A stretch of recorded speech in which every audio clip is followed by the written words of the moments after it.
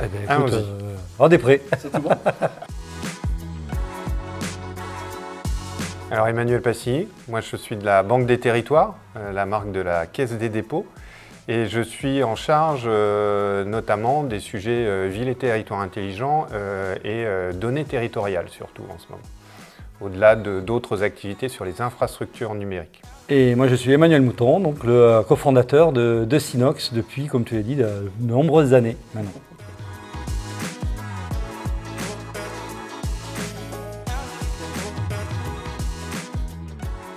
Je dirais que des défis, il y en a beaucoup. Alors si on priorise, il est clair qu'aujourd'hui l'enjeu c'est de répondre aux principales préoccupations des territoires.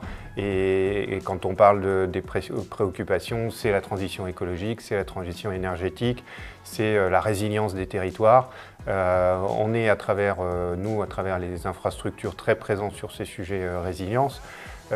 Mais on est encore au milieu du gué concernant la dimension pilotage et objectivation des enjeux à travers la mesure, à travers l'historique dans le temps de ces différents enjeux. Donc je pense que l'enjeu il est là aujourd'hui.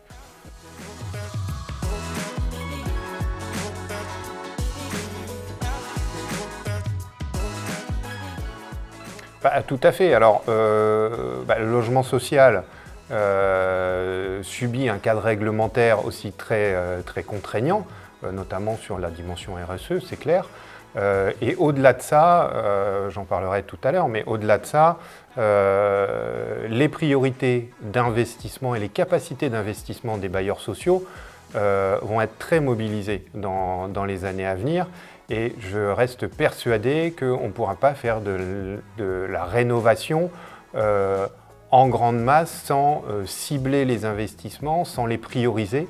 Et pour ça, il faut savoir où ils sont le plus efficaces, où ils sont le moins coûteux, où ils vont avoir le meilleur résultat en termes de performance énergétique. Moi, si je veux rajouter une chose, c'est que au final, pour compléter, ce qui est important, c'est de savoir d'où on va et où est-ce qu'on veut aller. Et pour ça, il y a besoin d'avoir de l'information, de la donnée pour comparer l'impact. Si on veut faire des mesures d'impact, il faut qu'on sache d'où on part. Et ce qui manque beaucoup chez les bailleurs sociaux, et dans le bâtiment même en général, c'est ce référentiel de départ. C'est-à-dire finalement, on dit qu'il faut baisser la consommation énergétique, mais d'où on part finalement? Et est-ce qu'on peut la baisser? De combien on peut la baisser? Parce qu'on peut dire des chiffres en disant on baisse de moitié, mais il y en a qui sont déjà performants, qui sont déjà des économies, et d'autres qui sont des passoires énergétiques. Donc ce qui est important, c'est cette notion de durabilité dans l'analyse de la donnée, et c'est là où on pourra agir le mieux possible sur les bâtiments.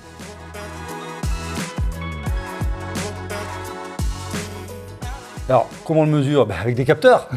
On le mesure avec... donc, qu'est-ce qu'on mesure surtout? On peut mesurer plein de choses. On peut mesurer la consommation d'électricité, même l'ampérage, l'intensité d'électricité, le sous-comptage. Donc après, on peut affiner vraiment précisément de la consommation globale d'un bâtiment jusqu'à la prise, jusqu'à la pièce. Et donc ça, c'est de savoir ce qui est important. Est-ce que c'est les typologies d'appareils qu'il faut mesurer? Est-ce que c'est les zones qu'il faut mesurer?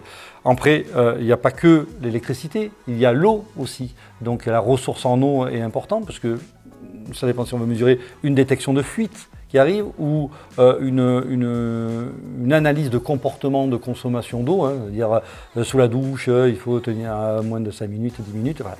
C'est tous ces aspects-là qui peuvent être mesurés.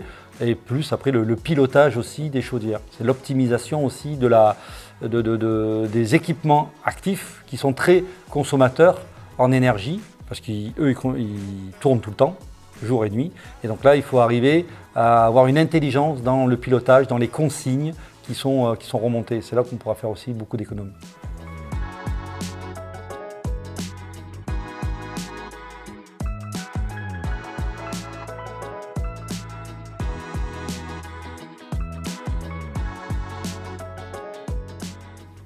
Alors, d'une part parce que par la donnée, on identifie les points de faiblesse et les points d'investissement nécessaires. Et c'est quand même là qu'est le cœur du sujet. Ça ne sert à rien. Moi, j'ai vu il y a quelques années une solution qui permettait d'identifier sur un bâtiment la façade qu'il était nécessaire de rénover et comment, plutôt que de faire une rénovation des 4 façades parce qu'elles n'étaient pas exposées de la même façon. Donc ça ne sert à rien de rénover les 4 façades. Et donc c'est aussi cette façon d'aller, comme tu le disais, très près de l'analyse pour faire des investissements de rénovation qui soient vraiment sur le sujet qui est le plus impactant en termes de résultats et d'effets sur la consommation. Voilà.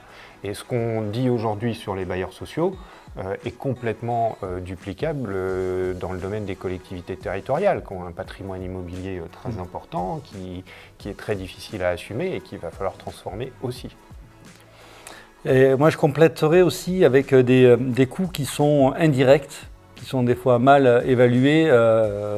Et ce n'est pas que la consommation en elle-même et la facture EDF, c'est aussi d'éviter de se déplacer pour aller mesurer, aller relever des informations, des compteurs ou faire des tournées d'évaluation, alors que la donnée peut optimiser finalement ces tournées et éviter des déplacements d'intervenants extérieurs qui peuvent être coûteux chaque déplacement.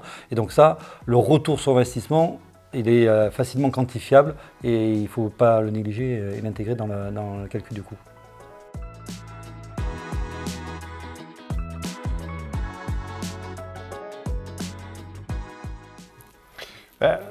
Quand on a travaillé à l'identification de solutions pour les collectivités, pour le secteur du logement social, on a essayé d'identifier des solutions qui soient pertinentes, qui soient faciles à mettre en œuvre et qui permettent d'avancer dans la maturité de l'appropriation de cette logique de mesurer, relever de la donnée, analyser cette donnée.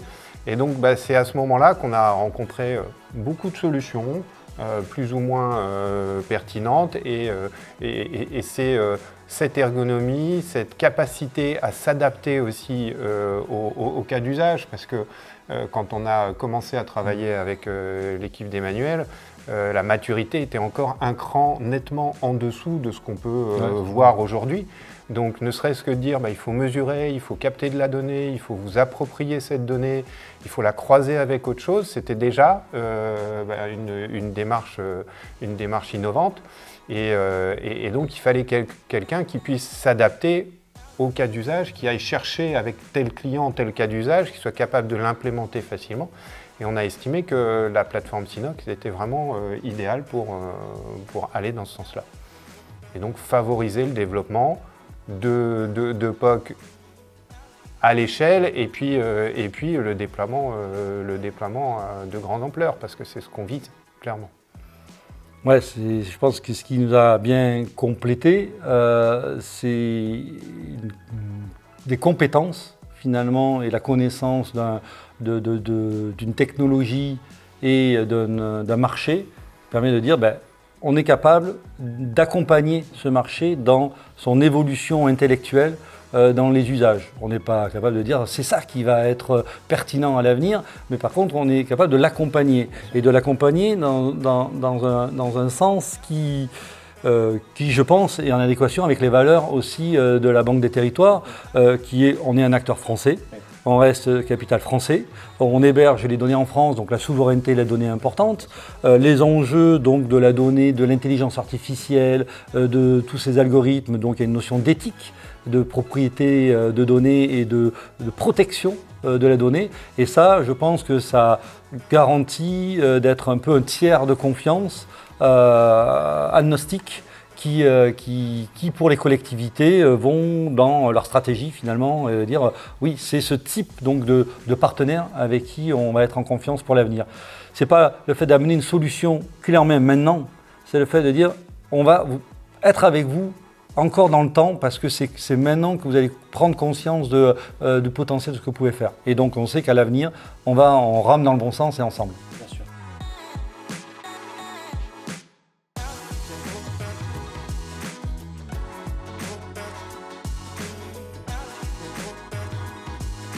Alors, sur l'avenir, moi je dirais que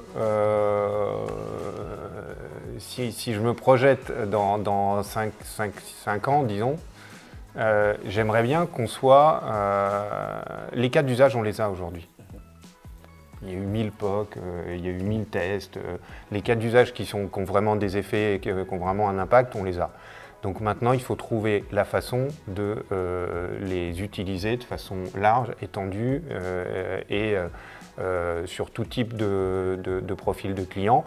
Les petits bailleurs comme les grands, du neuf, de l'ancien. Voilà.